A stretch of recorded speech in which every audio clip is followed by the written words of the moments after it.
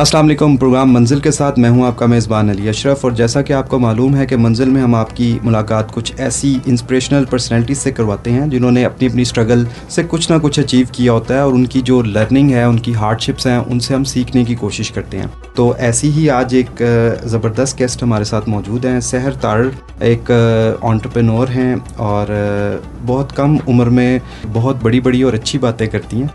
वैसे हम उम्र का हिकमत और जहानत से ताल्लुक़ एक कन्वेंशनल तौर पर डेवलप कर लेते हैं, लेकिन किसी भी उम्र में बहुत दानाई और हिकमत की बातें भी की जा सकती हैं, गुर भी बताए जा सकते हैं, और बहुत कब बाज़ औक़ात बड़ी उम्र के लोग भी बड़ी ऐसी बातें भी कर देते हैं जिनको हम सोचते हैं कि यार ये कैसे बात कर दी या क्या हो गया। बहरहाल आज हमारे साथ मौजूद हैं सहर तारड़, तो इनसे गुफ्तगू का आगाज़ करते हैं। सहर, कैसी हैं आप? बिल्कुल ठीक ठाक, आप कैसे हैं? मैं अल्लाह का शुक्र बिल्कुल ठीक ठाक। सहर, कैसा लगा आपको रेडियो में आना और यूनिवर्सिटी के रेडियो में आना? To be honest this is my very first experience, तो लेट्स सी कैसा जाता है। आप क्वेश्चंस थोड़े इजी रखिएगा। नहीं, हमारे क्वेश्चंस बिल्कुल सिंपल ही हैं, और बेसिकली आपके एक्सपीरियंसेस हैं जिनसे हमारे लिसनर्स जो हैं वो आपकी जो स्ट्रगल है उससे सीखेंगे। तो सहर, इससे पहले कि आपके प्रोफेशन के बारे में बात करें और आप क्या करती हैं और किस तरह लोगों की ज़िंदगी में वैल्यू ऐड कर रही हैं, हम चाहेंगे कि आप थोड़ा सा अपना बताएं कि आपकी ग्रूमिंग कहाँ से है, स्कूलिंग कहाँ पे है, कहाँ आपकी पैदाइश हुई? अच्छा, स्कूलिंग तो मेरी यहाँ से पाकिस्तान से है, और पाकिस्तान में प्राइवेट स्कूल्स जो हैं उनमें से एक नामवर स्कूल है जहाँ से, और उसके बाद यूनिवर्सिटी में भी इनिशली जिस वक्त हम लोग थोड़ी देर के लिए पहले बाहर गए, लेकिन फिर वो पेरेंट्स को जब होता है कि बच्चे बड़े हो रहे हैं तो पाकिस्तान के माहौल में उन्हें जाना चाहिए और वहाँ पे एजुकेशन कॉलेजेस की दी जाए, तो टेम्परेरी हम लोग बीच में पाकिस्तान भी आए, और लाहौर में यहाँ पे एक यूनिवर्सिटी में मैंने एडमिशन लिया। उसके बाद हम लोग बाहर चले गए, फिर बाकी मैंने वहीं पे कंप्लीट की अपनी एजुकेशन और अपने जिसे कहते हैं यूनिवर्सिटी की एजुकेशन, और बाद में मैंने जो कोर्सेज वगैरह भी किए सब बाहर से ही किए। तो बेसिकली आपकी तालीम किस में है? मैनेजमेंट साइंस किस या नहीं, एक्चुअली तालीम मेरे पास 2 डिग्रीज हैं, एक पॉलिटिकल साइंस की और एक इकोनॉमिक्स की। और पाकिस्तान से ही आपने ये डिग्रीज की? नहीं, पाकिस्तान से नहीं, मैंने बाहर से ही की। अच्छा। तो यूके में आपने अपनी तालीम? जी, यूके में, और उसके बाद हम लोग, मैं और मेरे हस्बैंड कुछ अर्सा हम लोग यूके में भी रहे, कुछ अरसा हम लोग मिडल ईस्ट में रहे, फिर यूएसए में काफ़ी अरसा में रही, और काफ़ी डिफरेंट ममालिक में। एक तो होता है कि आप सैर के लिए जाएं, वो एक डिफरेंट एक्सपीरियंस होता है। एक होता है आप रहने के लिए जाएं और उस मुल्क के रहन सहन, उधर के कल्चर, उनकी रूट्स के साथ आप उनकी रूटीन के साथ इन टच होते हैं, वो एक टोटली डिफरेंट एक्सपीरियंस होता है। तो मेरे ख्याल से एक जो बहुत वैल्यू एडेड चीज़ मेरी लाइफ में मैंने एक्सपीरियंस की वो ये थी कि मुझे मुख्तलिफ ममालिक में रहने का मौका मिला। सही। और वहाँ के कल्चर, वहाँ के लाइफस्टाइल, वहाँ पे हर मुल्क का आप देखेंगे डिफरेंट है। आप मिडल ईस्ट में देख लें, लोग कितने बजे उठते हैं, जॉब से कितने बजे पहुँचते हैं, अमेरिका में क्या है रूटीन, पाकिस्तान में हम देखें तो पाकिस्तान में हमारे जब जिसका दिल चाहता है तकरीबन हमारा एक लाइफस्टाइल टोटली डिफरेंट होता है। तो मेरे एक्सपीरियंस में एक जो है ना डिफरेंट जगहों के लाइफस्टाइल को जो मैंने देखा, सीखा और जिया, वो बहुत काउंट करता है। आपने बहुत अच्छा वर्ड इस्तेमाल किया, जिया, क्योंकि हम जब टूरिस्ट के तौर पर जा रहे होते हैं तो हम टूरिस्ट अट्रैक्शंस को सिर्फ देख रहे होते हैं, और हमें इतना मौका नहीं मिलता, ना इतना वक्त होता है कि हम उनको जी सकें चीज़ों को। तो वो हम उसी प्लेस पर जाते हैं और वो जो इम्प्रेशन है वही लेकर या वही लर्निंग लेकर हम वापस आ जाते हैं। तो सहर, आप की स्कूलिंग लाहौर की है, तो इसका मतलब आप लाहौरी हैं, पक्की लाहौरी, जो एक टिपिकल लाहौरी हैं, या नहीं जी, मेरा ताल्लुक़ जो है वो हाफिज़ाबाद के साथ हमारे नवाई गाँव है, और तारड़ फैमिलीज में जैसे आपको पता है बिलोंग करती हूँ, तो हम लोग के वहीं पे हाफिज़ाबाद साइड पे कुछ गांव हैं, कुछ फैमिली सरगोदा साइड पे बैठी हुई, कुछ गुजरात के साथ है, तो हाफिज़ाबाद साइड से मेरा ताल्लुक़ है। सही। तो सर ये बताएं कि आप जब एजुकेशन हासिल कर रही थी तो क्या एम्स ऑब्जेक्टिव थे कि कोई होता है जिस तरह हमारे यहाँ कहते हैं जी डॉक्टर बनेंगे, इंजीनियर बनेंगे, या कुछ इस तरह का, आपने क्या उस वक्त एज्यूम किया कि आप क्या बनेंगी? अच्छा, जब मैं एम किया, एम और एज्यूम जो मैंने किया, और शुरू से जो था मैं साइंसेस में मेरी बहुत अच्छी शुरू से मार्क्स आते थे, and I always wanted to become a scientist.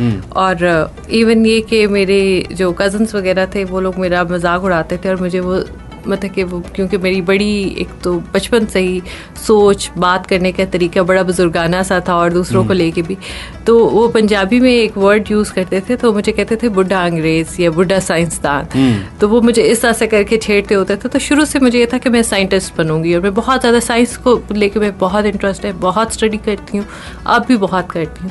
लेकिन over a period of time आपको पता है चीज़ें चेंज हो जाती हैं, आपकी चॉइसेस। और तो साइंस से अफेयर आपका क्यों नहीं चल सका?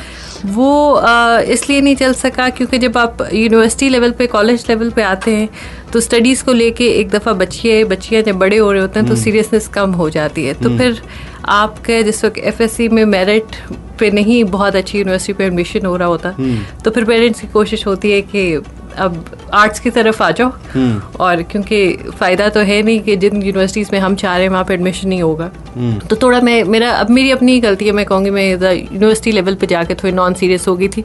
एंड आई थिंक कि ये इस चीज़ से दूसरों को सीखना चाहिए कि आपकी उस वक्त आप रियलाइज़ नहीं करते कि आप नॉन सीरियस हो रहे हो, लेकिन वो आपकी लाइफ को कितना इफेक्ट करेगी। वो साल 2 साल जो आप दोस्तों में और शुगल में गुजार रहे होते हो, वो आपकी लाइफ को, आपकी लाइफ के गोल्स को बहुत बुरे तरीके से इफेक्ट कर सकती है। वो साल गुजरते वक्त का पता नहीं चलता, लेकिन आपके मेन गोल से आपको डिट्रैक कर देते हैं। तो मेरे कुछ 50 मार्क्स तक का फ़र्क पड़ा, लेकिन उसकी वजह से I couldn't aim for my choice of universities. उसकी वजह से मतलब मैं बड़ा डिसअपॉइंट हुई है। आई रियलाइज कि दोस्त तो सारे यही हैं, सब कुछ यही है। तो मैं तो वही 2-2 घंटे एक्स्ट्रा बैठ जाना कैफेटेरिया में, उन चीज़ों ने काफ़ी इफेक्ट किया मेरे ओवरऑल गोल्स को। अच्छा, करियर की जो डिबेट्स है उसमें पैशन और प्रोफेशन की एक बड़ी डिबेट है। कुछ लोग कहते हैं कि अगर आपका पैशन और प्रोफेशन एक हो जाए तो आप बहुत अच्छा ग्रो कर सकते हैं। कुछ लोग कहते हैं कि passion is a thing which keeps on changing, तो आपका आज जो पैशन है वो कल हो सकता ना हो। तो आपके क्या एक्सपीरियंस हैं इस हवाले से? अच्छा, मेरा ख्याल ये है कि काफ़ी हमें ऐसी स्किल्स होती हैं, ऐसे हमें टैलेंट्स होते हैं जिनका हमें ख़ुद को नहीं पता होता। कई दफ़ा मैंने करियर वाइज लोगों को क्लरिकल जॉब्स में काम करते हुए देखा है, and they are not happy over there and they are not performing over there. और दूसरे लोगों को मैंने सेल्स फ्लोर पे देखा है जो कि शायद अपने सेल्स टारगेट्स नहीं मीट कर सकते। तो इसमें इस चीज़ को आइडेंटिफाई करना कि आप का एक्चुअल टैलेंट क्या है, इसमें भी हमें थोड़ा टाइम लग जाता है और गाइडेंस की ज़रूरत होती है। मे बी वो बंदा जो सेल्स फ्लोर के ऊपर स्ट्रगल कर रहा है, अगर उसको आप अकाउंटेंट या कोई और रिस्पॉन्सिबिलिटी दें तो they might do really well over there. तो मेरे ख्याल से कभी भी किसी को नौकरी से एज सच निकाल नहीं देना चाहिए। हमें उनको दूसरे डिपार्टमेंट में मौका देना चाहिए और देखना चाहिए if they can perform better over there. दूसरी बात ये कि जैसा तक पैशन की बात है, पैशन तो वही चीज़ होती है जो बदलती नहीं है मेरे ख्याल से। और मैं तो वैसे ही शुरू से इस चीज़ में बिलीव करती हूँ कि बंदे को स्मार्ट वर्क करना चाहिए, मेहनत करनी चाहिए, बिल्कुल करनी चाहिए, लेकिन गधे की तरह नहीं करनी चाहिए। आपको पता होना चाहिए कि आप किस रुख में जा रहे हैं, एक सेंस ऑफ डायरेक्शन ज़रूर होनी चाहिए, और फिर उसकी अपने गोल्स की तरफ स्मार्टली वर्क करते हुए मूव करना चाहिए। यानी आप बिलीव करती हैं स्मार्ट वर्क पे, ना कि हार्ड वर्क पे? मेरे ख्याल से हार्ड वर्क करने वाले स्मार्ट वर्कर्स से कई दफ़ा आगे निकल जाते हैं, क्योंकि स्मार्ट वर्कर्स कुछ चीज़ों को ओवर कॉन्फिडेंट होकर ओवरलुक भी कर जाते हैं। लेकिन उसका ये मतलब नहीं है कि आप कोशिश ना करें कि आप अपने काम को अपने लिए ईजी और प्रायोरिटाइज करके देखें कि क्या किस वक्त ज़रूरी है, और टाइमलाइंस को फॉलो करते हुए, माइलस्टोन्स रखते हुए अगर उस तरह से मैनेज करेंगे तो काफ़ी ज़िंदगी आसान हो जाती है। जी सामीन, आपको हमने शहर से जो हमारी गुफ्तगू है वो भी सुनानी है, लेकिन साथ साथ आपको एंटरटेन भी करना है। और हमारे प्रोग्राम में इस वक्त हम लेने जा रहे हैं एक म्यूज़िक ब्रेक, और जब ब्रेक से वापस आएंगे तो हम डिस्कस करेंगे कि किस तरह एक मिड करियर प्रोफेशनल और एक ऐसा प्रोफेशनल जो चाहता है कि वो स्मार्ट वर्क करते हुए अपने आप को आप स्केल कर सके, उसको शहर किस तरह से हेल्प करती हैं और क्या बेसिकली इनकी कंट्रीब्यूशन क्या है और किस हवाले से ये काम करती हैं। इन ये सारी चीज़ें हमने डिस्कस करनी है इस ब्रेक के बाद। हमारे साथ रहिएगा। जी, प्रोग्राम है मंजिल और मैं हूं आपका मेज़बान अली अशरफ, और आप इस प्रोग्राम को 92.6 हवा के दोष पे सुन सकते हैं। इसके अलावा आप एंड्रॉयड और iOS ऐप के ज़रिए पूरी दुनिया में कहीं भी हमारी ऐप के ज़रिए भी इस प्रोग्राम को सुन सकते हैं। शहर जब यहाँ पर आई हैं तो ट्रैफिक के बड़े इश्यूज़ होते हैं, और इस वक्त भी जब हमारा प्रोग्राम बहुत सारे लोग अपने गाड़ी में ट्यून करके सुन रहे हैं, तो उनको ट्रैफिक मैनेजमेंट के हवाले से आपकी क्या स्ट्रेटजी रहती है जब आप ट्रैफिक में फंस जाती हैं या रश में फंस जाती हैं, तो क्या करती हैं आप? अच्छा, शुरू में तो मुझे थोड़ा सा ये था कि जब मैं वापस दोबारा पाकिस्तान मूव हुई, और मैंने कोशिश मेरी यही होती है, ड्राइवर गाड़ी में पीछे बैठा होता है और मैं ड्राइव कर रही होती हूँ, मैं उसकी ड्राइवर बनी होती हूँ, लेकिन शुरू में मुझे ये था कि लोग रूल्स को, लॉज को और नॉर्मल जो ट्रैफिक लॉज होते हैं उनको फॉलो नहीं करते, इसलिए ये सब कुछ होता है। लेकिन अब मैंने इस चीज़ को एक्सेप्ट कर दिया है कि बाइक वाला कहीं से भी आ सकता है, वो आसमान से आ रहा है, वो साइड से आ रहा है, वो राइट से, लेफ्ट से, कोई पता नहीं, ज़मीन से वो पैदा होके आ गया, तो वो अचानक कहीं से भी आपके सामने आ सकता है। तो बाइक वालों से स्पेशली आपको ख़ुद को बचा के रखना चाहिए, और क्योंकि उनको अपनी जान की परवाह नहीं होती, वो सर पे कफन बांध के निकले होते हैं, तो इसलिए आपको उनकी जान की भी परवाह करनी होती है। तो यहाँ पे मेरे ख्याल से डिफेंसिव ड्राइविंग ही वर्क कर सकती है किसी हद तक। पाकिस्तान में अमूमी तौर पर ड्राइव करने का असूल ये बताया जाता है कि आपने पहले अपने आप को और फिर दूसरों को बचाना है, और फिर ये दो, आपने कभी ये नहीं सोचना कि आप बाहर वैसे ड्राइव करें तो आपको सिर्फ अपने आप को देखना पड़ता है, तो आपको अपने साथ साथ यहाँ पे दूसरों को भी देखना पड़ता है। अच्छा, जब ट्रैफिक जैम में फंस जाते हैं तो क्या आप करती हैं? फ्रस्ट्रेट होती हैं या अब जिस तरह ट्रैफिक, ये तो आपने बात की ना कि रैश ड्राइविंग की, तो जब ट्रैफिक जैम, हमारे बहुत ज़्यादा सिग्नल्स बहुत लंबे हो जाते हैं ट्रैफिक जैम में, तो आप क्या करती हैं जब लंबे ट्रैफिक जैम में फंसे? जी, मेरी तो कोशिश ये होती है कि मैं ट्रैफिक जैम में यूजुअली ना ही फंसूं, और मैं रिंग रोड का फ़ायदा उठाने की कोशिश करती हूँ, लेकिन जब भी कोई बाय चॉइस नहीं फंसते, लेकिन जब कोई ऐसी सिचुएशन आ जाती है तो I am a music lover, और मैं बिल्कुल बहुत लाउड म्यूज़िक सुनती हूँ, और जो कि बहुत अच्छी बात नहीं है। मैं बल्कि एक दफ़ा का वाक़या है कि हम लोग टेक्सास में कहीं विद फैमिली रोड ट्रिप पे गए हुए थे, तो एक गैस स्टेशन पे आके गाड़ी पार्क हुई, हमारी फ्यूल डलवा रहे थे, तो सामने एक किसी गाड़ी में बहुत लाउड म्यूज़िक चल रहा था, तो मेरे ससुर ने कहा मुड़ के पीछे हमें कि ये कौन लोग हैं जो इतनी ऊंची आवाज़ में गाना सुन रहे हैं। तो मेरी मदर इन लॉ ने कहा कि ये आपके पीछे बैठी हैं, ये वो लोग हैं। तो मैं जो उस वक्त म्यूज़िक सुनती हूँ, रेडियो ट्यून इन करती हूँ, रेडियो सुनती हूँ, डिफरेंट प्रोग्राम सुनती हूँ, और कोशिश में ये होती है कि उनसे जो लर्निंग हो सके। सही। वैसे मैंने ये देखा है, मेरा ज़ाती एक्सपीरियंस ये है कि हम ट्रैफिक जैम में फ्रस्ट्रेट उस वक्त होते हैं जब हम सिर्फ ट्रैफिक को देख रहे होते हैं। तो हर बंदे की एक स्ट्रेटजी होती है, जिस तरह मैं जो पेंडिंग फ़ोन कॉल्स होती हैं वो मैं उस वक्त में करता हूँ और मैनेज करता हूँ, और म्यूज़िक सुनने को मैं इतना ज़्यादा म्यूज़िक लवर हूँ लेकिन इतना ज़्यादा प्रेफर नहीं करता। तो मैं अपने सामीन से भी ये कहना चाहूँगा कि अगर आप ट्रैफिक जैम में हैं तो आपके फ्रस्ट्रेट होने से कुछ भी नहीं होगा। तो आपका जो भी, जिस तरह सहर ने बताया कि म्यूज़िक सुनती है, मैंने बताया कि मैं कॉल्स करता हूँ। कुछ लोगों के पास बहुत अच्छी अच्छी सहर ऑडियो बुक्स होती हैं, कुछ उनके पास इस तरह के लर्निंग मटेरियल्स होते हैं, कुछ लोग कुरान पाक की तिलावत या तर्जुमा सुनते हैं। तो जो भी आपकी चॉइस है, प्रेफरेंसेस हैं, आप चाहे म्यूज़िक सुनना चाहें या कुछ और सुनना चाहें, आपकी चॉइस है।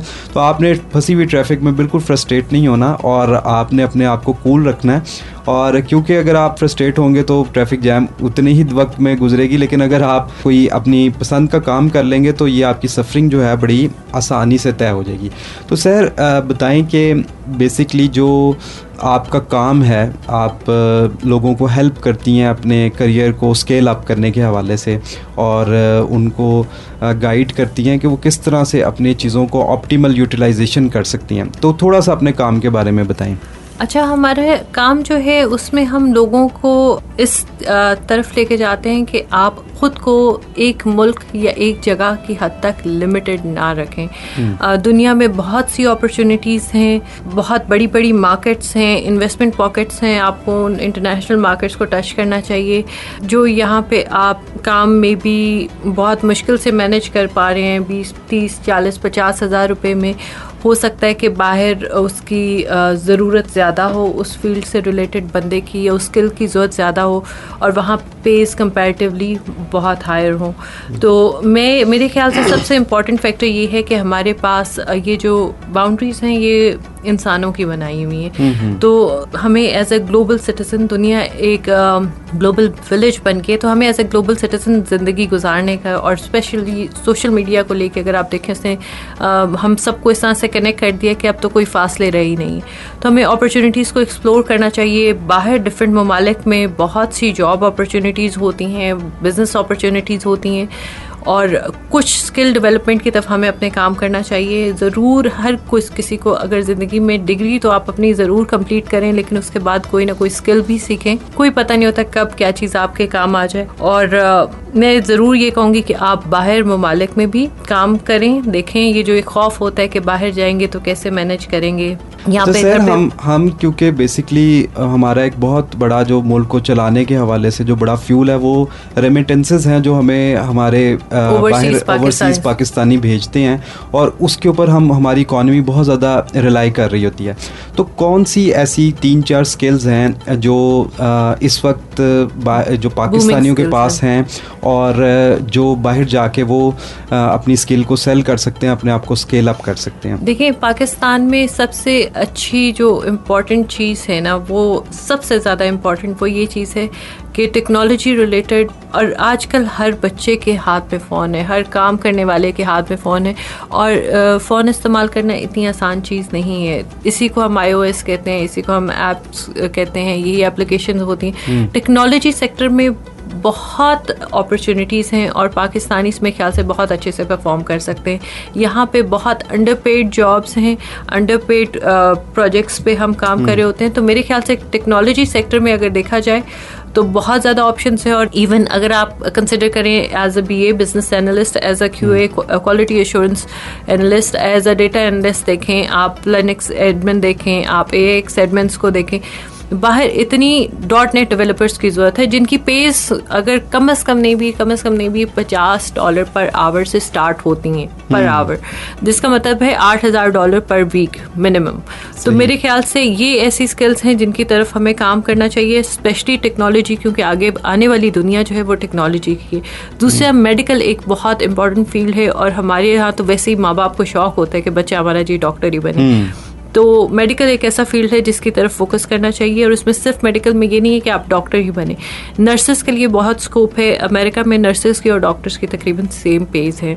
अच्छा जी, और नर्सिंग मेरे ख्याल से ज़्यादा डिफ़िकल्ट कंसिडर की जाती है। उसके अलावा अगर देखा जाए, नॉट ओनली नर्सिंग, मेडिसिन की काफ़ी फील्ड्स हैं। इवन ये कि आपको फार्मासिस्ट की काफ़ी जॉब्स होती हैं वहाँ पे। तो हर नुक्कड़ में आपको पता है कि फार्मेसीज खुली होती है, बहुत बड़ी बड़ी चेन्स हैं, CVS, वॉल्ग्रीन टाइप, और वहाँ पर होते भी क्वालिफाइड बिल्कुल फार्मासिस्ट होते हैं। तो there are many job opportunities. आप खाली डॉक्टर होना या सर्जन होना ज़रूरी नहीं है आपका। उधर PAs होते हैं, फिजिशियन असिस्टेंट्स, वो भी बहुत कमाते हैं और बहुत अच्छी हाईली पेइंग जॉब्स पे होते हैं। तो मेरे ख्याल से there are many opportunities medicine की फील्ड में, टेक्नोलॉजी की फील्ड में। और फिर जिस वक्त हम कहते हैं कि हमारा एजुकेशन के फील्ड में बहुत अपॉर्चुनिटीज़ हैं, वहाँ पे एक चीज़ जिसमें ये डेवलप्ड कंट्रीज लैक कर रही हैं, और इन्हें एंड पे जाके हमें ये ब्रेन ड्रेन कर जाते हैं हमारे ममालिक को, डेवलपिंग कंट्रीज़ को। वो एक मेजर वजह ये है कि इनके स्कूल्स इतने अच्छे नहीं हैं, उनका करिकुलम इतना जितना भी वेल डेवलप है उसको डिलीवरी जो है ना उसकी उतनी अच्छी नहीं है। मतलब कि मेरे जैसा बंदा जिसने सारी दुनिया तकरीबन देखी है, मैं अगर अपने बच्चे को स्कूल भेजना चाहूँगी तो मैं उसको इंडिया या पाकिस्तान से बेसिक स्कूलिंग उसकी इंडिया या पाकिस्तान से करवाना चाहूँगी, क्योंकि हमारे स्कूलिंग सिस्टम्स और हम बहुत अच्छी बेस बनाते हैं और हमारी बच्चे को बहुत नॉलेज देते हैं, डिफरेंट एक्टिविटीज़ भी करवाते हैं। तो मेरे ख्याल से हमारा जो प्राइमरी स्कूल सिस्टम है वो बहुत स्ट्रॉन्ग है, और अगर हम चाहें तो ये सारे डिफरेंट स्कूल जो हैं इनको बाहर ब्रांचेस वगैरह ज़रूर खोलनी चाहिए, और टीचर्स को बाहर का एक्सपोजर भी देना चाहिए। एक तो उनके लिए भी बेनिफिशियल हो जाएगा, और हम वहाँ पे इतनी जल्दी स्पेस बनाएंगे कि किसी ने सोचा भी नहीं होगा। अच्छा, मैं शहर को पिछले 15 साल से एजुकेशन फील्ड में हूँ, सर्व कर रहा हूँ। ये बात मुझे आज पहली दफ़ा किसी ने की है स्कूलिंग के हवाले से, तो हम इसी पॉइंट से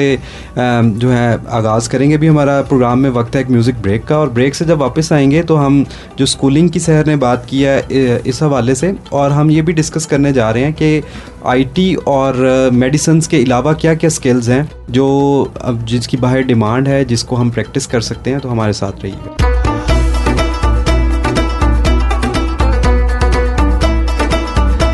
जी सामीन, प्रोग्राम है मंजिल और मैं हूं आपका मेज़बान अली अशरफ, और आज हम बात कर रहे हैं कि आप किस तरह अपने जो एग्जिस्टिंग आपकी स्किल है उसे कैसे आप सेल कर सकते हैं, या आपका एग्जिस्टिंग जो बिज़नेस है आप उसको किस तरह से अपस्केल करते हुए ना सिर्फ ये कि अपनी तरक्की कर सकते हैं बल्कि आप फॉरेन रेमिटेंस की सूरत में अपने मुल्क को, कौम को भी सर्व कर सकते हैं और उनको भी आप कंट्रीब्यूशन कर सकते हैं, जो कि जिसकी पाकिस्तान को बहुत ज़रूरत है। और पाकिस्तान की रियल इकॉनमी में जो कंट्रीब्यूशन है वो ओवरसीज़ की फॉरेन रेमिटेंसेस के हवाले से भी है। तो इस सेगमेंट में हम शहर के साथ ये डिस्कस करने जा रहे हैं कि किस तरह से एक पाकिस्तानी जो यहाँ पर भी बिज़नेस कर रहे हैं यहाँ पर अपनी कुछ स्किल्स जो है वो प्रैक्टिस कर रहे हैं, तो किस तरह उसे अप सेल कर सकते हैं ऐसे मार्केट में जहाँ पे उसकी भाव ज़्यादा है, या जहाँ पर उसकी वैल्यू ज़्यादा है, या जहाँ पर उसको आपको ज़्यादा एक्नॉलेज किया जाएगा। अच्छा शहर, ये बताइएगा कि जो स्किल्स की आपने बात की जिसमें IT स्किल हैं, मेडिसिन की स्किल्स हैं, इसके अलावा हम कोई रीजन वाइज, क्योंकि हमने ये देखा है कि पाकिस्तानी ज़्यादातर जो मिडल ईस्ट हैं उसमें, यूरोप में और अमेरिका में ये हमें ज़्यादा मुल्क नज़र आते हैं जहाँ पे वो प्रैक्टिस कर रहे होते हैं।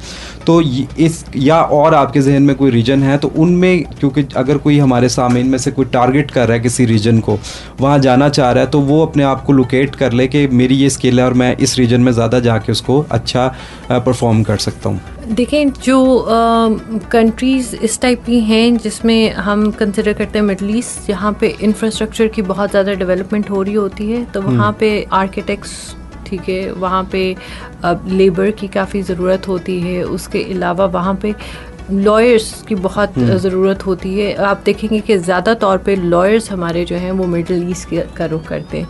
एक तो ये कि आपकी डिग्री एक्सेप्टेबल होती है, चाहे आपने UK वाला लॉ किया है, पाकिस्तान वाला किया है या अमेरिका वाला किया है, वो दोनों टाइप की डिग्रीज़ को एक्सेप्ट करते हैं मिडल ईस्ट में, दोनों लॉज अप्लाई होते हैं। सेकेंडली सबसे इम्पॉर्टेंट फैक्टर जो है, अगर हम उधर की तरफ से आ जाए, और हॉस्पिटैलिटी को लेके, क्योंकि उनका टूरिज्म से रिलेटेड ही काम है, उसी पे बेस्ड हम मिडिल ईस्ट की बात कर रहे हैं, हम मिडिल ईस्ट की बात कर रहे हैं। फिर अगर हम यूरोपियन साइड पे आ जाए तो वहाँ पे बहुत सी अपॉर्चुनिटीज़ डेवलपर्स और रियल एस्टेट वालों के लिए हैं, स्पोर्ट्स गुड्स वालों के लिए हैं, और उन बिज़नेस कम्युनिटी के लोगों के लिए हैं जो कि अपने बिज़नेस को सिर्फ पाकिस्तान के हद तक लिमिटेड नहीं रखना चाहते, वो एक्सपोर्ट्स वगैरह इंक्रीज़ अपनी करना चाहते हैं। अदरवाइज़ इसमें वहाँ पे ना सिर्फ डॉक्टर्स और नर्सेस की अब पोस्ट कोविड काफ़ी ज़्यादा ज़रूरत है, इसके अलावा टेक्निकल रिक्रूटमेंट उधर काफ़ी ज़्यादा होती है यूरोप में। और जो ब्लॉकचेन डेवलपर्स हैं, जो क्रिप्टो करेंसी को समझते हैं, उन लोगों के लिए वहाँ पे बहुत रूम है। एस्टोनिया जैसे, फिनलैंड जैसे, नॉर्वे जैसे ममालिक वहाँ पे रेजिडेंसी प्रोवाइड करते हैं। वो आपकी कंपनी 6 महीने पुरानी हो या कुछ इस तरह से, आपने टैक्सेस फाइल किए हों, एक सर्टेन हद तक टैक्सेस की रिक्वायरमेंट उनकी होती है कि इतना कम से कम आपकी कंपनी टैक्स पे करी हो एज एन IT इंडस्ट्री में जितनी देर से भी वो परफॉर्म कर रहे हैं, उसके हिसाब से वो आपको रेजिडेंसी इशू करते हैं। और फिर उनकी गवर्नमेंट्स आपको फंड्स भी देते हैं, आप और लोन्स, बैंक्स बहुत हैवी लोन्स आपको देते हैं अपने बिजनेस को वहाँ पे एस्टेब्लिश करने के लिए। तो आई थिंक वो बहुत बड़ी एड मिल जाती है अगर हम इन इलाकों को देखें। तो फिर अगर हम देखते हैं अमेरिका में, कनाडा में, तो वहाँ पे हॉस्पिटैलिटी में भी depending on which area we are talking about, जैसे मायामी हो गया, न्यूयॉर्क हो गया, LA हो गया, वहाँ पे हॉस्पिटैलिटी में बहुत अपॉर्चुनिटीज़ हैं वहाँ पे। अदरवाइज़ भी अगर देखा जाए एक्टिंग के फील्ड में बहुत ओपनिंग्स होती हैं वहाँ पे। हमारे जो यहाँ पे यंग टैलेंट है, एक्टर्स हैं, सिंगर्स हैं, और हमारी कल्चर को वहाँ पे पसंद भी किया जाता है। एक बहुत बड़ा, सब पसंद नहीं करते, लेकिन there are lot of people जो वहाँ पे हमारे कल्चर को, इंडियन पाकिस्तानी कल्चर को लोगों ने एक्सेप्ट किया है और पसंद करते हैं। हमारा कोक स्टूडियो हर जगह सुना जाता है। तो म्यूज़िक इंडस्ट्री में भी और सिंगिंग इंडस्ट्री में भी देखा जाए तो बहुत सी अपॉर्चुनिटीज़ वहाँ पे भी आपको मिल जाएंगी। अदरवाइज जो है, सेल्स एक ऐसी चीज़ है, if you are good in sales and even if you are not good in sales, आप over a period of time सीख जाते हैं। तो सेल्स एक ऐसा स्किल है जिसकी सारी दुनिया में जगह है, जो कि हर बंदा, हर बिजनेस जो है, चाहे आप जितनी मर्जी मार्केटिंग कर लें, जब तक आपका सेल्स पर्सन जो है, जो आपकी सेल्स टीम है, उसको फॉलो अप करके और उस सेल को, डील को क्लोज नहीं करती, वो मार्केटिंग ज़ाया जाती है। वो एक पोटेंशियल लीड डेड लीड में बदल जाती है जब तक कि आपकी सेल्स टीम अच्छी नहीं है। और तो सेल्स एक ऐसी चीज़ है जो मेरे ख्याल से अगर आपको कुछ भी नहीं आता तो आप एटलीस्ट कोशिश करें कि आप सेल्स सीख लें, क्योंकि बातें करनी तो सबको आती है। तो वैसे बातें करना इतना आसान भी नहीं है। वो बात आपकी ठीक है, लेकिन जिस वक्त आप इंसान है ना, सोशल एनिमल है, तो आपका एक कस्टमर से ताल्लुक ऐसा पैदा हो जाता है कि आप एक दूसरे को अंडरस्टैंड करना शुरू हो जाते हैं, नीड्स को अंडरस्टैंड करते हैं, और कस्टमर से ही आप बहुत कुछ सीखते हैं। वो आपको आपके जो वो सवाल पूछ रहा होता है उसी में उसका जवाब खुद ही देते हैं। अच्छा सर, जब हम बाहर जाने की बात करते हैं, चाहे वो अपनी स्किल प्रैक्टिस करने के लिए या बिज़नेस करने के लिए, तो अमूमी तौर पर तासुर या ख्याल यही होता है कि अगर कोई इंडिविजुअल जा रहा है तो वो मेल होगा। तो क्या कोई फ़ीमेल भी ऐसा तस्वुर है या आपके इसमें है कि कोई फ़ीमेल इंडिविजुअल भी जो हमें सुन रही हैं, वो फ़ीमेल इंडिविजुअल बाहर जाके अपनी जो भी स्किल है या बिज़नेस है उसको प्रैक्टिस कर सकें? फीमेल का स्कोप क्या है? अच्छा, मेरे ख्याल से फीमेल्स के लिए बहुत ज़्यादा स्कोप है, और फीमेल्स को ज़्यादा, मर्दों से ज़्यादा फीमेल्स को सोचना चाहिए इस बारे में, क्योंकि जो जितना ज़्यादा डाइवोर्स रेट हाई है और जितनी ज़्यादा इंटॉलरेंस सोसाइटी में आ गई है, हम में से कोई नहीं जानता कि सुबह कैसी होनी है और किस। यहाँ पे तो आप देख रहे हैं कि कई वाक़यात ऐसे होते हैं कि किसी ने खाना नहीं पकाया, उस बेसिस पे डाइवोर्स या मर्डर भी हो जाता है। तो मेरे ख्याल से फीमेल्स को इस तरफ ज़रूर देखना चाहिए, उनको बाहर अपॉर्चुनिटीज़ की तरफ देखना चाहिए, क्योंकि स्वीडन जैसे ममालिक जो कि स्पेशली फीमेल्स को, वुमेन एंटरप्रेन्योर्स को बहुत ज़्यादा राइट्स और बेनिफिट्स देते हैं और उनको बहुत सिक्योरिटी प्रोवाइड करते हैं, तो उन ममालिक की तरफ इन्हें ज़रूर देखना चाहिए और इन्हें चाहिए कि बाहर जाएं, अपॉर्चुनिटीज़ को एक्सप्लोर करें, बाहर का एक्सपोजर लेके आएँ। सारी ज़िंदगी बाहर रहने की ज़रूरत नहीं है। अगर सिर्फ अपनी डिग्री करके और उसके बाद 1-2 साल का भी एक्सपीरियंस लेके आते हैं तो यहाँ पे भी उनकी जो पे स्केल है उसमें बहुत फ़र्क पड़ जाएगा। अच्छा सहर, हमने बहुत सारे लोगों से सुना है कि ख़ास तौर पे पाकिस्तानियों के लिए या जो डेवलपिंग कंट्रीज़ हैं उनके लिए, वो ये कहते हैं कि सेकंड पासपोर्ट एक एसेंशियल बन चुका है। तो आप किस को कैसे समझती हैं? क्या जो शख्स यहाँ पे सेटल्ड है, जो यहाँ पे अपनी बिज़नेस एक नॉर्मल स्केल पर अच्छा बिज़नेस कर रहा है, या जो तालीम हासिल करने के बाद एक अच्छी जॉब कर रहे हैं, उनको सेकंड पासपोर्ट, सेकंड नेशनैलिटी लेनी चाहिए, नहीं लेनी चाहिए? आप उस पर किस तरह से गाइड करेंगी? अच्छा, जो सेकंड पासपोर्ट है उसको लेकर मेरे ख्याल से हर इंसान की ये अब ज़रूरत बन गया है। हर किसी के पास एक प्लान बी होना बहुत ज़रूरी है। आपको ज़िंदगी का पता नहीं है, आपको ये पता नहीं है कि कब किस मुल्क की, स्पेशली डेवलपिंग कंट्रीज़ में आपकी इन्वेस्टमेंट्स कितनी सेफ़ हैं। सेकेंडली, जो भी बंदा यहाँ पे एक अच्छा लाइफस्टाइल गुजार रहा है उसकी तरफ हमारे इदारों की भी गलत नज़रें होती हैं, तो इसलिए उनको तंग किया जाता है। हमारे कारोबारी जो बिजनेसमैन हैं उनको भी तंग किया जाता है। तो मेरे ख्याल से एक आपकी सारी इन्वेस्टमेंट एक जगह पे नहीं होनी चाहिए, आपके पास डिफरेंट इन्वेस्टमेंट पॉकेट्स होनी चाहिए जो कि वर्ल्ड वाइड हो।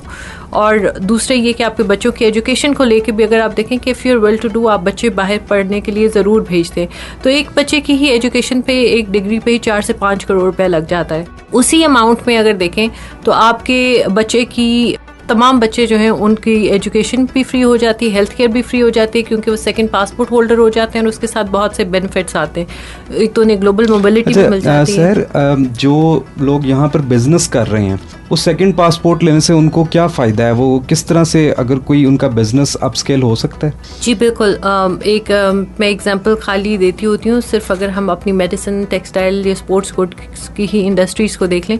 आप एक अपना प्रोडक्ट सिर्फ पाकिस्तान की मार्केट्स में, राजा सेंटर, लिबर्टी मार्केट और इधर उधर सेल कर रहे हैं, और वही प्रोडक्ट पाकिस्तानी, और बाकी सबको छोड़ दें, खाली लॉन्स को देख लें, दे आर सो पॉपुलर कि मेरे तो इंडिया से, अमेरिका से दोस्तों की कॉल्स आती थी कि जी मेरी अम्मी को चाहिए या मेरे लिए, या फलानी कंपनी का लॉन्च करिए, तो बहुत ज़्यादा इन्हें पसंद किया जाता है। तो वो जो सिर्फ लिमिटेड होकर पाकिस्तान में सेल कर रहे हैं, they can open branch offices abroad, they can even sell online abroad, तो आपके लिए बहुत सी अपॉर्चुनिटीज़ खुल जाती हैं। दूसरी बात ये कि वो हमारा डेवलपर जो सिर्फ पाकिस्तान में डेवलपमेंट कर रहा है, वो बाहर ममालिक में भी गवर्नमेंट्स काफ़ी ऑप्शंस देती हैं, जैसे कि पोर्चुगल में कर लें, गोल्डन वीज़ा की ऑप्शन होती है, तो आप कोई पुरानी बिल्डिंग खरीद के उसको रीवैम्प करें और उसको गोल्डन वीज़ा अप्रूव करवाएं, और फिर उसके बाद जो है उसको आप मार्केट में गवर्नमेंट के थ्रू, जैसे हमारे साथ भी गवर्नमेंट की एफिलिएशन होती हैं, तो आप हमारे थ्रू भी आके तो आप सेल कर सकते हैं कि उनको गोल्डन वीज़ा। अच्छा सर, ये बताइएगा कि एक शख्स पाकिस्तानी रहते हुए जब बाहर काम करता है और पाकिस्तानी होते हुए वो उस मुल्क की शहरियत हासिल कर लेता है, तो कितनी बिजनेस में आसानी पैदा हो जाती है या मुश्किल पैदा होती है, इस बारे में थोड़ा सा गाइड कीजिएगा। अच्छा, ये वैसे मेरे ख्याल से मुश्किल तो नहीं पैदा होती, जहाँ आसानी ही पैदा होती है। और इवन अगर आप बिज़नेस को तो छोड़ दें, आप खाली अगर एक नॉर्मल मुलाजमत को ही देख लें, मिडल ईस्ट में अगर आप फॉर एग्जांपल काम करें, तो आप देखेंगे अगर आप पाकिस्तानी पासपोर्ट पे हैं या इंडियन पासपोर्ट होल्डर हैं, तो आपको उस जॉब का $1000 मिल रहा होगा, जिसका कि एक किसी डेवलप कंट्री के पासपोर्ट होल्डर को, एक स्ट्रॉन्ग पासपोर्ट जिसकी स्टैंडिंग हो, उसको $4000, सेम जॉब के उसको $4000 मिल रहे होंगे, आपको $1000 मिल रहे होंगे। तो ये हम इस चीज़ को अंडरस्टैंड जितनी जल्दी कर जाए हमारे लिए बेहतर है, कि हमारे लिए इस चीज़ को लेके हम खाली क्रिब नहीं करें, हम बाहर भी ऑप्शंस को देखें, हम अपने कंट्री के लिए फॉरेन रेमिटेंस बाहर से भेजें, हम बाहर कमाएं और फिर अपने मुल्क को स्ट्रॉन्ग करें ताकि हमारे पासपोर्ट कंट्रीब्यूट करें। बड़ा क्विकली सा हमें ये बताएं कि जो इस वक्त स्टूडेंट्स हमें सुन रहे हैं जो अपनी अपनी फील्ड में, क्योंकि हमारे बहुत सारे स्टूडेंट्स फाइनल ईयर सेमेस्टर में या फाइनल सेमेस्टर में वो एम्प्लॉयड हो जाते हैं, तो वो अपने आप को किस तरह से प्लान करें अपने करियर को कि वो बाहर जाके अपनी और अपनी फैमिली को अच्छा वैल्यू ऐड कर सके, कंट्रीब्यूट कर सकें उसमें। अच्छा, जिस वक्त ये स्टूडेंट्स जिस वक्त बाहर जाते हैं ना विदाउट वीज़ाज, और ये कई दफ़ा विज़िट वीज़ाज पे चले जाते हैं या फिर किसी के जॉब ऑफर पे चले जाते हैं और बहुत लंबा कॉम्प्रोमाइज़ कर लेते हैं, तो अगर इनके पास ऑप्शन है और अगर इनके पास फॉर एग्जांपल कि सेकंड पासपोर्ट की कॉस्ट तकरीबन इतनी ही आती है जितनी कि आप समझते हैं कि DHA में 10 मरले का घर लेने की, तो अगर आपकी अफोर्डेबिलिटी है तो आप खुद को स्ट्रगल से ना गुजारें, आप सेकंड पासपोर्ट थ्रू इन्वेस्टमेंट लें, और उससे ये होता है कि आप वही वीज़ाज इश्यूज़ की वजह से जो आपको अंडर पेइंग जॉब्स और जो आप और जॉब्स $7, $8, $10 एन आवर वाली लेते हैं, उसकी बजाय हो सकता है कि आप बड़े इजीली $50, $60, $80, $100 एन आवर वाली जॉब्स कर रहे हो। तो सिर्फ वीज़ाज जो होते हैं ना, आपका जो लीगल स्टेटस है उस कंट्री में, वीज़ा स्टेटस, वो इस चीज़ को डिफ़ाइन करता है कि काफ़ी जॉब्स में आप अगर एक टेक्नोलॉजी के सेक्टर को ही पकड़ लें तो उसमें लिखा हुआ होता है कि only green card holders, only US passport holders required. तो आपका ये कहना है कि रूट थोड़ा सा लंबा है, लेकिन इसमें लंबा आपकी तो है ही नहीं, ये तो छोटा है। अच्छा। ये इसमें 90 डेज में आपको पासपोर्ट मिल जाता है, 90 डेज to 120 डेज में आपको थ्रू इन्वेस्टमेंट पासपोर्ट मिल जाता है। सही। प्रोग्राम में इस वक्त हम लेने जा रहे हैं एक म्यूजिक ब्रेक, और ब्रेक पर आकर हम आपसे फाइनल थॉट्स लेंगे जो हमारे लिसनर्स सुन रहे हैं उनके लिए, कि किस तरह से वो आपकी एक्सपीरियंसेस और लर्निंग से सीखते हुए अपने आप को अपनी वैल्यू एडिशन कर सकते हैं। जी सामीन, प्रोग्राम है मंजिल और मैं हूं आपका मेज़बान अली अशरफ, और सहर तार से बहुत हमने सैर हासिल गुफ्तगू की है और इनसे बहुत क्विक हमने एक किस्म का रैपिड फायर ही था हमारा जो सेकंड लास्ट सेगमेंट था जिसे आपने म्यूज़िक ब्रेक से पहले सुना। सहर, फाइनल थॉट्स क्या हैं आपकी? जो लोग हमें सुन रहे हैं, ज़्यादातर जो कुछ फीमेल्स हमें हाउसवाइफ्स या वर्किंग लेडीज़ सुन रही हैं, या स्टूडेंट सुन रहे हैं, या बिजनेसमैन सुन रहे हैं, तो कैसे अपने आप को वो अपस्केल कर सकते हैं? आपकी एक्सपीरियंसेस और लर्निंग क्या कहती हैं? मेरे ख्याल से जो फीमेल्स के लिए स्पेशली मैं ये मैसेज देना चाहूँगी that time management is very important, और सबसे पहली प्रायोरिटी आपकी फैमिली होनी चाहिए। और क्योंकि आप जितने भी कामयाब हो जाएं, जहाँ पे भी ज़िंदगी में पहुँच जाए, अगर आपके साथ अपने नहीं हैं तो उसका कोई फ़ायदा नहीं है, आप उससे बिल्कुल लुत्फ़अंदोज़ नहीं होते। तो मेरे ख्याल से सबसे पहली प्रायोरिटी आपकी फैमिली और आपके बच्चे होते हैं, और उसके साथ साथ उतनी ही इम्पॉर्टेंट आपका करियर और आपके गोल्स होते हैं, आपके एम्बिशंस होते हैं। तो दोनों चीज़ों को साथ लेके चलें, बैलेंस के साथ चलें, एक चीज़ को दूसरे पे तरजीह कभी ना दें, एक बैलेंस क्रिएट करें। सेकेंडली, हमेशा सेविंग्स अपनी कुछ ना कुछ ज़रूर रखें। मैं कहती हूँ कि अगर आप 100 रुपया है आपके पास तो उसमें से 25 आप अपनी ज़रूरत पे लगा लें, 50 आप बिल्कुल उड़ा दें, लेकिन 25 जो है वो आप सेविंग में ज़रूर रखें। इसको अपनी एक आदत में शामिल करने की कोशिश करें। तीसरी बड़ी इंपॉर्टेंट चीज़ जो मेरे ख्याल से ख़वातीन के लिए है वो ये है कि कभी भी अपनी विश बोन को अपनी, जिसे कहते हैं, बैकबोन से स्ट्रॉन्ग नहीं होने दें। इस चीज़ पे ख़वातीन जहाँ पे मार खा जाती हैं, अक्सर मैंने जो देखा है वो ये कि उनकी बहुत ज़्यादा ख्वाहिशात में और वो कंपटीशन में लग जाती हैं, जहाँ पे उन ख्वाहिशात को पूरे करने के चक्कर में वो बहुत ज़्यादा फाइनेंशियल मिसमैनेजमेंट की तरफ खुद भी चली जाती हैं और अपने हस्बैंड्स को भी ले जाती हैं। तो उसकी बजाय अपनी ख्वाहिशात को थोड़ा सा नफ्स का अपने जो है वो बेकाबू रखें और कोशिश करें कि खुदा को भी सादगी पसंद है, बिल्कुल अच्छा पहने, अच्छा ओढ़ें, या डिसेंट तरीके से ज़िंदगी गुजारें, पर इस हद तक ख्वाहिशात के गुलाम ना बन जाएं कि आप अपने आप को फाइनेंशली ही बैंकरप्ट कर दें। और दूसरी एक इम्पॉर्टेंट फैक्टर ये है कि टाइम मैनेजमेंट सीखें। ये नहीं कि एक चीज़ की तरफ अगर लगे हैं तो फिर उसी की तरफ पूरा वक्त लगा दें। अपना वक्त को डिवाइड करें, अपने दिन को हमेशा एक स्केड्यूल बना लें, उसको फॉलो करने की कोशिश करें। 100% नहीं भी फॉलो होता तो कोशिश करें कि 20% 30% भी फॉलो हो जाता है तो आप काफ़ी डिसिप्लिन रहते हैं। तो दैट इज़ ऑल। जी सामीन, मेरा ख्याल है कि प्रोग्राम के आखिर में अमूमी तौर पर मैं फ़ाइनल नोट देता हूँ, लेकिन सहर ने इतनी सादा लहजे में इतनी हिकमत से भरी बातें कर दी हैं कि मेरा ख्याल है कि मैं आपसे अब सिंपली इजाज़त ही चाहूँगा। अपना बहुत ख्याल रखिएगा, प्रोग्राम का फ़ीडबैक हमें देते रहिएगा। आपका फ़ीडबैक हमारे लिए बहुत मैटर करता है। और अगले हफ्ते इसी वक्त किसी और गेस्ट के साथ आपके साथ मिलेंगे। आपका मेज़बान अली अशरफ मंजिल से इजाज़त चाहता है।